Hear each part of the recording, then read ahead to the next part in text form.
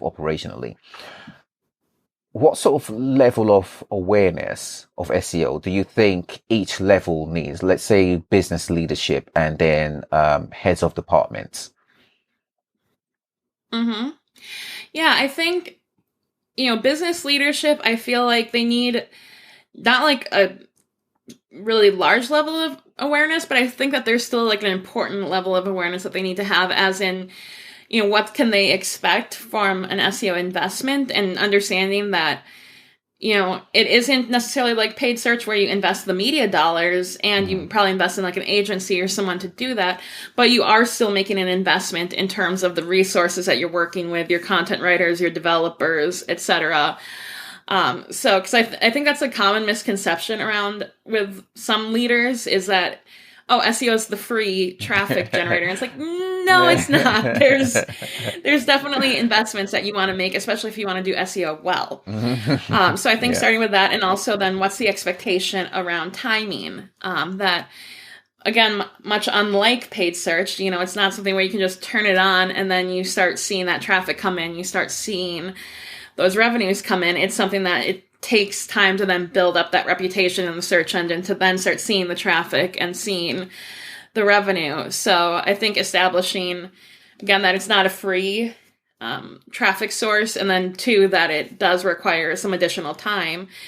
And then for those that are like more operational heads of departments, I think kind of communicating how each division plays a part in that. So, something I've had to do throughout my career is have like little education sessions or training sessions for IT departments, for the web developers, for the copywriters, the designers, people who, think like, oh, that's the marketer's job to do all of that stuff for SEO. But still showing like, hey, no, you're actually a very important part of this process, because if you make changes to code in this way, this can help to increase our traffic, which can mean that there's more revenues coming in, which is really good for the business and can also help with bonuses or, keeping, the job market safe for everyone in the company.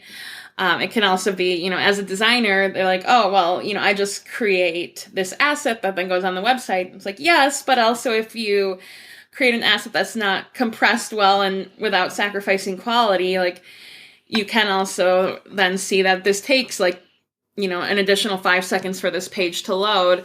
And, do you spend 5 minutes waiting for, or 5 seconds for a page to load, or do you get frustrated? And they're like, well, I get frustrated. Then you're like, okay, well, you're contributing then to a positive experience when you compress your image as well. So finding different ways to engage department heads and those that work in those departments on, here's the part that you actually play in SEO, because this isn't solely a marketing exercise. This really does involve so many different aspects of the business.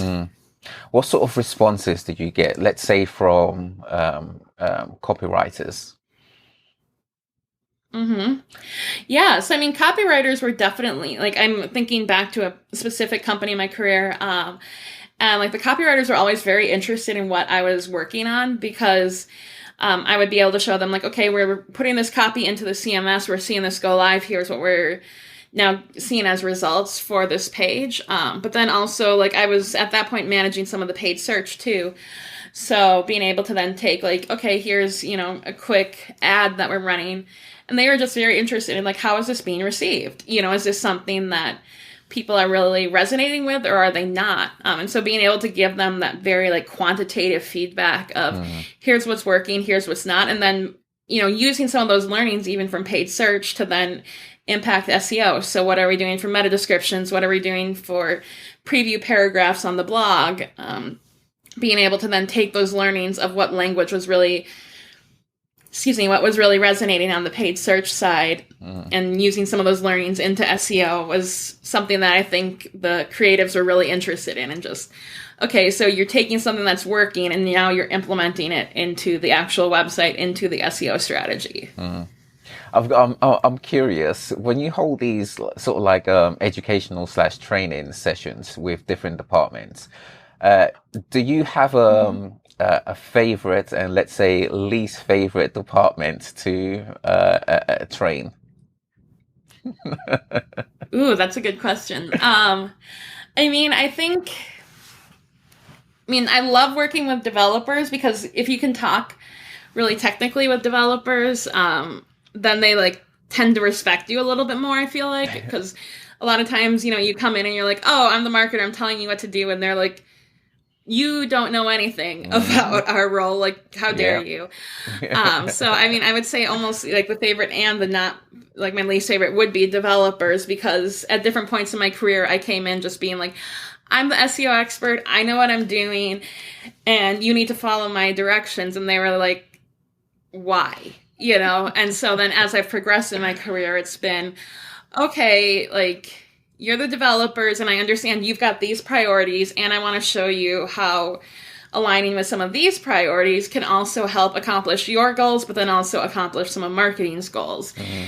And then when they see that and they understand like the bigger picture, and I'm able to explain the bigger picture to them, then they're a lot more receptive than just someone coming in and saying, hey, you need to make these changes because I said so. And they're like, okay, well, who are you? Like, why are you important?